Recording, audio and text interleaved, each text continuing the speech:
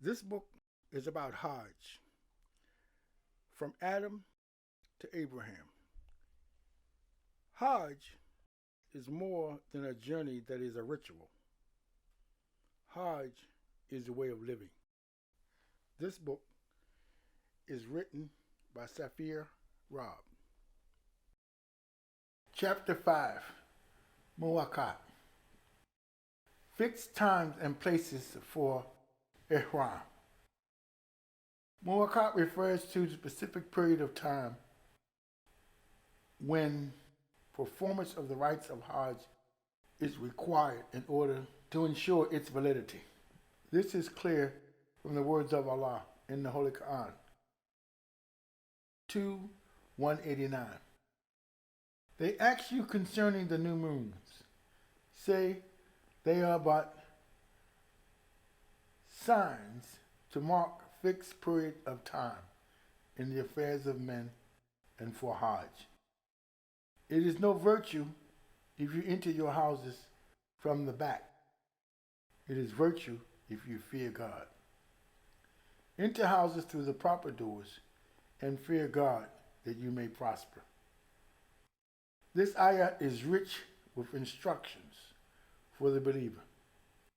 It first points out that the new moon is a sign that marks fixed periods of time in the affairs of men. There is no greater affair in the life of any believer than one that allows him relief from all of his past sins. One of the affairs is Hajj. The very definition of Mawaqit, whose root word is waqt, that means time, is an appointed time or place when a certain action is performed. Mawaqit also signifies a particular place as well. It is an appointed time and an appointed place. Allah informs us that there is no virtue in entering a house from the back. This establishes the point to the believer that since he is going to the Kaaba, he should enter it through its proper doors. The Makat or Mawaqit are the proper doors to enter the sacred precincts.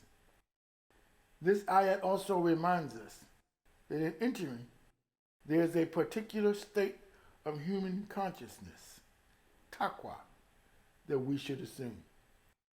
That state is one of God conscious, in order that we may prosper, also known as the state of Ihram. For Allah also informs that we are entering our house, the home of the soul, the place where no unclean acts are permitted and no sins are allowed, which is Masjid al-Haram. We should keep in mind that Masjid al-Haram is the place where no unclean acts are permitted. This signifies that the believer should maintain this state of consciousness in his heart. This should be that one particular place set aside for nothing but the worship of Allah. For if Allah has a piece of the physical earth set aside solely for the purpose of worshiping Him, then each human being having control over this earth that we refer to as our bodies should emulate the same.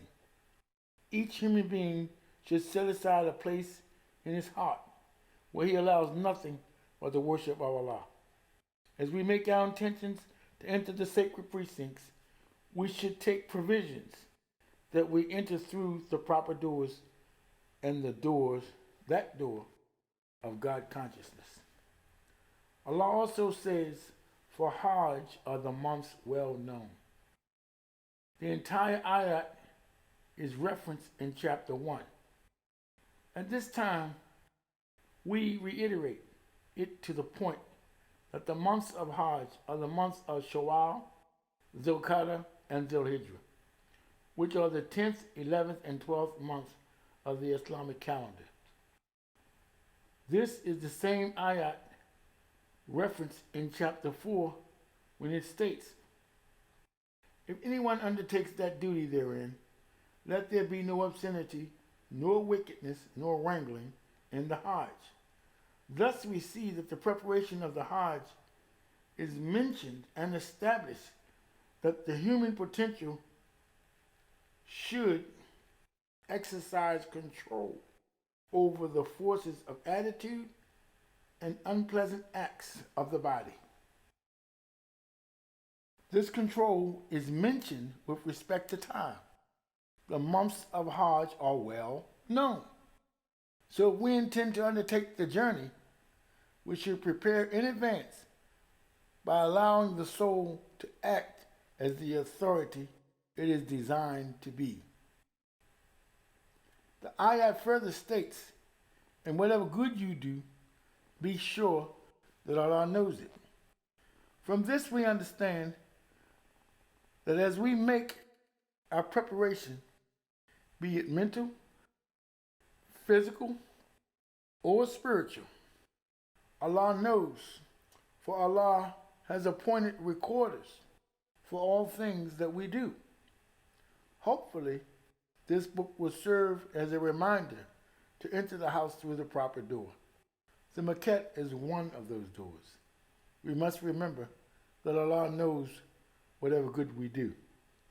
The Mawaqit are specific places where a pilgrim whom intends to visit Mecca for Hajj or Umrah must declare his intentions and put on Ihram.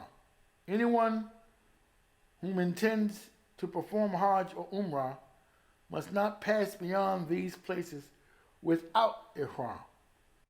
The Prophet, peace be upon him, himself specified these 5 locations.